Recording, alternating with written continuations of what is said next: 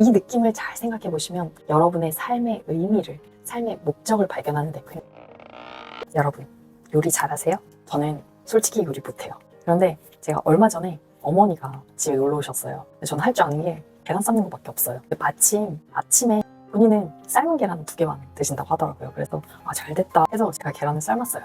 마침 계란이 정말 먹기 좋은 반숙이 되어 있더라고요. 이걸 드시더니 엄마가 이거 어떻게 반숙을 만들었니에요. 저희 어머니가 살림 몇십 년 차에 주부 9단임에도 불구하고 반숙 타이밍을 맞추는 게 너무 힘들다 이렇게 말씀을 하시는 거예요. 엄마가 맛있게 드셔서 엄마한테 도움이 됐다는 그 기쁨에 귀찮지만 시간을 체크하고 다시 반숙을 만들어 보고 엄마한테 레시피를 전달해 드렸거든요. 근데 그때 너무 사소한데 기뻤어요. 여러분도 저랑 비슷한 경험 있으시죠? 누군가한테 도움을 줬을 때 내 마음속 저 깊은 데서부터 가득 채우는 그 기쁨, 내가 원하는 걸 얻었을 때의 그 기쁨과는 또 차원이 다른 기쁨이에요. 제가 애정하는 책에 그런 이야기가 나와요. 자신이 누군가에게 무언가를 줄 수 있을 때 인간은 본질적으로 기쁘고 행복한 존재가 된다. 어떠세요? 내가 사랑하는 누군가에게 뭔가를 줄 수 있을 때 그때 차오르는 그 기쁨, 행복, 만족감, 상대방이 나에게 어떤 걸 주지 않아도 내가 얻을 수 있는 정말 그런 본질적인 기쁨이에요. 지난 영상에서 나를 발견하는 단 한 가지 방법에 대해서 알려드렸잖아요. 못 보셨다면 위에 확인해 주시고요. 나에 대한 여정을 시작하신 우리 구독자 선생님들이라면 나를 아는 거에 제일 상위에 있는 것은 내가 왜 존재하는지, 내가 왜 나의 삶을 살아가는지, 나의 삶의 의미, 삶의 목적을 발견하는 거거든요. 그런데 이 목적을 발견할 때 누군가를 도왔을 때 기쁜 그 느낌, 이 느낌을 잘 생각해 보시면 여러분의 삶의 의미를, 삶의 목적을 발견하는 데 굉장히 많이 도움이 돼요.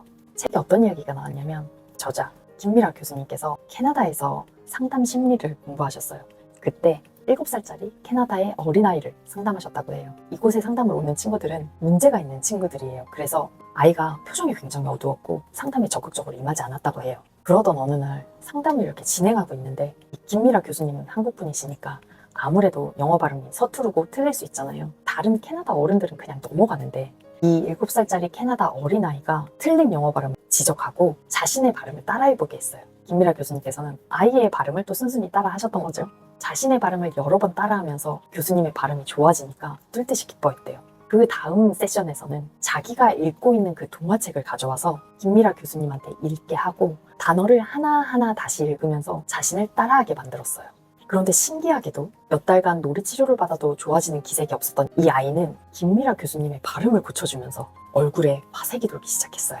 아이의 부모님에 의하면 상담받으러 가는 것조차도 싫어했던 아이였는데 상담 시간을 기다린다. 그러면서 집안일도 돕는다 하는 이런 긍정적인 피드백을 주셨다고 해요. 이렇게 문제가 많아서 상담을 받은 이 아이한테 대체 무슨 일이 생겼을까요? 어떤 게 이 아이를 그렇게 기쁘게 만들었을까요? 책에서 김미라 작가님이 이렇게 말씀하셨어요. 아이들은 늘 어른들의 보호를 받는 존재다. 그런데 이 아이는 보호만 받던 자신의 존재를 초월해서 작가님의 발음을 고쳐줌으로써 누군가에게 무엇을 줄 수 있는 존재, 도움이 되는 존재가 됐다는 거예요.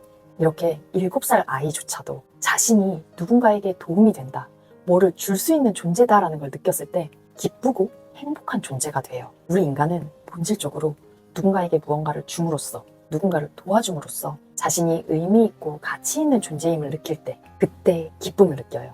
20대, 30대, 심지어 얼마 전까지의 저는 저에 대해서 되게 알고 싶었어요. 그래서 저를 알기 위해서 굉장히 많은 시간과 노력을 들였고요. 결국 저에 대해서 많이 파악할 수 있게 됐어요. 어릴 때 어떤 상황에 의해서 지금의 강박적인 성격을 가진 제가 됐는지, 왜 타인의 시선을 이렇게 많이 의식하게 됐는지, 그로 인해서 나는 어떤 가치관을 갖고 있는지, 지금 제가 가지고 있는 이 문제의 뿌리에 대한 것들을 저는 많이 발견했어요. 그런데 또 하나 풀리지 않는 건 저는 저 자신만 알면 꼬였던 저의 인생이 확 풀릴 줄 알았거든요. 그리고 굉장히 기쁘고 불안하지 않고 평안할 거야 라고 생각을 했어요. 그런데 아무리 제 자신에 대해서 많이 알아도 제가 기대했던 것만큼 굉장한 기쁨이 샘솟진 않더라고요. 대신 또 다른 질문이 제 머릿속을 맴돌았어요. 그래서 나는 이제 나에 대해서 어느 정도 알게 됐는데 그 다음엔 어떻게 해야 돼? 아직 자기 자신에 대해서 파악하지 못했다면 내가 누군지, 어린 시절 나는 어떠한 아픔을 가지고 있는지, 그래서 나를 알므로써 앞으로 나는 어떠한 인생을 살아갈 것인지, 이렇게 나에 대해서 알아가는 과정은 분명 필요해요. 하지만 내 안에 지나치게 매몰되면 오히려 나를 정확하게 객관적으로 파악할 수 없어요. 행복을 목표로 살면 절대 행복해질 수 없다 하는 거랑 똑같은 이치예요. 행복이 의미 있는 행위에 따른 부산물인 것처럼 진정한 나는 나를 넘어설 때 알 수 있거든요. 죽음의 수용소를 쓴 빅터 프랭클 박사는 이렇게 이야기했어요. 인간은 자기 초월을 통해 스스로를 가장 많이 도울 수 있으며 진정한 인간의 존재는 자신을 넘어서서 발견할 수 있다. 여러분을 찾는 여정을 시작하시면서 여러분의 존재의 의미, 삶의 의미, 목적을 발견하시려면 이 질문에 고민해 보시길 바래요. 내가 누군가에게 도움을 줄 수 있는 건 무엇인가? 세상을 바꿀 만큼 엄청나게 거창한 일이 아니어도 돼요. 작가님의 발음을 고쳐준 그 7살 어린아이처럼 상대에게 부족한 것을 줄 수 있다면 그걸로 충분해요. 예를 들어 쉽고 간단하게 화장을 할 수 있는 방법을 알고 있다. 그러면 저처럼 화장을 못해서 막 여기저기 눈썹도 문신하고 아이라이너 문신하고 막 이런 사람들한테 굉장한 도움이 되거든요. 자취생들한테 하루 한 끼 간단히 먹을 수 있는 요리 레시피를 알려주는 것도 너무나 큰 도움이 될 거고요. 남보다 조금 더 많이 알아서 그걸 모르는 사람에게 도움을 줄 수 있는 것, 이런 것이면 충분해요. 저는 오랜만에 엄마한테 맛있는 반숙을 해드릴 수 있어서 너무 기뻤어요. 여러분 삶의 목적을 발견하기 위해, 여러분 존재의 의미를 발견하기 위해 내가 다른 사람에게 무엇을 줄 수 있는가 다시 한번 생각해 보시길 바래요. 오늘의 영상을 정리하자면 여러분 자신을 알아가는 과정, 이 과정 분명 필요해요. 그리고 지난 영상에서 제가 그 방법을 알려드렸어요. 그 여정을 밟아가시면서 여러분의 존재의 의미, 삶의 의미를 찾으려면 내가 다른 사람에게 줄 수 있는 게 무엇인지, 다른 사람을 도울 수 있는 게 무엇인지에 대해서 생각해보는 시간을 꼭 가지셨으면 좋겠어요. 프란치스코 교황님의 말씀으로 마무리할게요.